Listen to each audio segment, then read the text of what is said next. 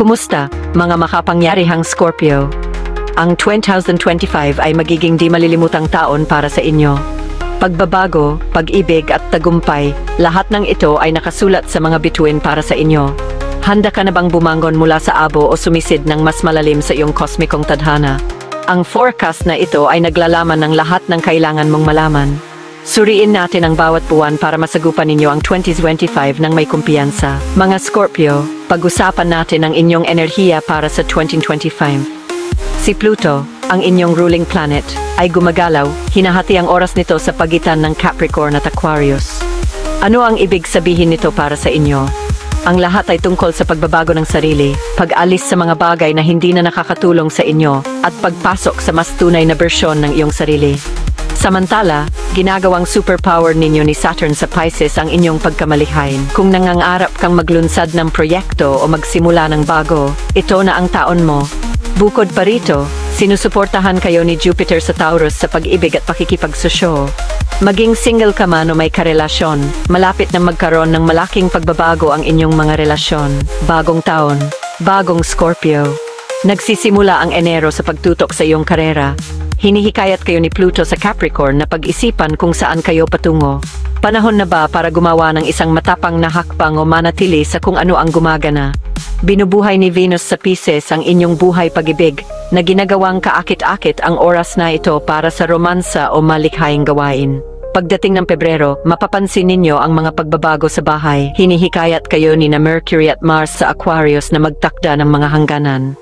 Kung pinahihirapan kayo ng pamilya o mga kasama sa bahay, ngayon na ang oras para bawiin ang inyong lakas. Ang Marso ay nagdadala kay Saturn sa Pisces. Nagtatanong, ano ang pangarap mo, Scorpio? Ito ang iyong kosmikong go signal para tumigil sa pagdududa sa sarili at simula ng paglikha.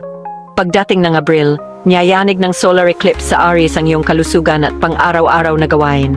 Pakiramdam mo ba ay natigil ka? Ang eclipse na ito ay nagtutulak sa iyo na talikuran ng mga hindi magaganggawi at maghanap ng balanse. Payo, simula ng pagsusulat sa journal o pagmumuni-muni sa panahong ito, makakatulong ito sa iyo na malampasan ang mga matinding pagbabagong ito. Humanda, mga Scorpio, ang Mayo ay magpapabago sa laro. Papasok si Jupiter sa Taurus na nagbibigay liwanag sa inyong lugar ng relasyon. Nasa hangin ang pag-ibig at ang mga pakikipagsosyo, romantiko man o pang negosyo, ay unlad.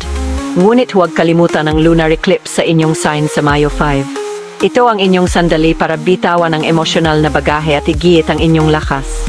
Ang vibe ng Hunyo ay tungkol sa pagtuklas, pagpaplano man ng biyahe, pagsisimula ng bagong kurso, o pagsubok lang ng isang bagay sa labas ng comfort zone. Sinasabi ng universe, sige, nagiging manghang ang kalagitnaan ng taon kasama ang retrograde ni Venus sa Leo. Panahon na para pag-isipan ang iyong karera at mga ambisyon. Sinusundan mo ba ang iyong hilig o sumusunod ka lang sa rutina? Gamitin ang panahong ito para pag-isipang muli kung ano ang kahulugan ng tagumpay para sa iyo. At sa Agosto, pinapainit ni Mars ang iyong social life. Ang networking, mga kaganapan, o kahit na ang mga kusang pagkikita ay maaring humantong sa mga hindi kapani-paniwalang pagkakataon. Kaya ipakita ang iyong sarili. Ang charm ng Scorpio ay hindi mapaglabanan ngayong buwan. Habang papalapit ang taglagas, bumabagal ang mga bagay-bagay sa retrograde ni Pluto sa Capricorn. Ngunit huwag mag-alala, hindi ito masama. Ito ang iyong pagkakataon na pag-isipan ang iyong mga layunin at gumawa ng mga kinakailangang pagsaayos. Sa Oktubre, ang solar eclipse sa Libra ay nagdudulot ng karmikong pagtapos. Mga lumang sama ng loob, mga nakalalasong relasyon, panahon na para bitawan ang mga ito. Pagkatapos, sa huling bahagi ng Oktubre, nagsisimula ang season ng Scorpio, at alam mo ba, ikaw ang bida ng zodiac. Ang iyong magnetism ay nasa rurok nito, na ginagawang perpekto ang oras na ito para i-manifest ang iyong pangarap. Kaya huwag magpigil, tinatapos ninyo ang 2025 ng may kalinawan at layunin. Ang retrograde ni Mercury sa Sagittarius sa Nobyembre ay maaring magdulot ng kaunting pagkaantala, ngunit hindi ito isang bagay na hindi ninyo kayang hawakan. Gamitin ang oras na ito para pag-isipan ang mga natutunan ninyo sa taong ito. Nagtatapos ang Disyembre sa isang full moon sa Cancer na nagpapalakas sa inyong intuisyon at emotional na kalinawan. Madarama ninyo ang isang malalim na koneksyon sa inyong layunin at handa ng salubungin ang 2026. Parang isang kosmikong ribbon na nagtatapos sa isang epikong taon. Ang pag-ibig ay isang malaking tema para sa inyo ngayong taon. Ang Jupiter sa Taurus ay nangangahulugan na ang mga relasyon ay magiging mas malakas at mas makabuluhan. Mga single na Scorpio, bigyang pansing isang taong tunay na kakaintindi sa inyo. Maaring ito na ang taon ng soulmate. Sa inyong karera, ang impluensya ni Pluto ay patuloy na nagtutulak sa inyo na magbago. Gumawa ng mga matapang na hakbang para ihanay ang inyong trabaho sa inyong mga hilig. Tandaan, ang retrograde ni Venus sa Leo ay ang inyong hudyat para sa muling pagtatasa, kaya huwag matakot na gumawa ng mga pagbabago kung kinakailangan. Para sa kalusugan, ang susi ay balanse. Ang mga eclipse na ito ay magdudulot ng mga sandali ng stress, kaya unahin ang pahinga at pangangalaga sa sarili.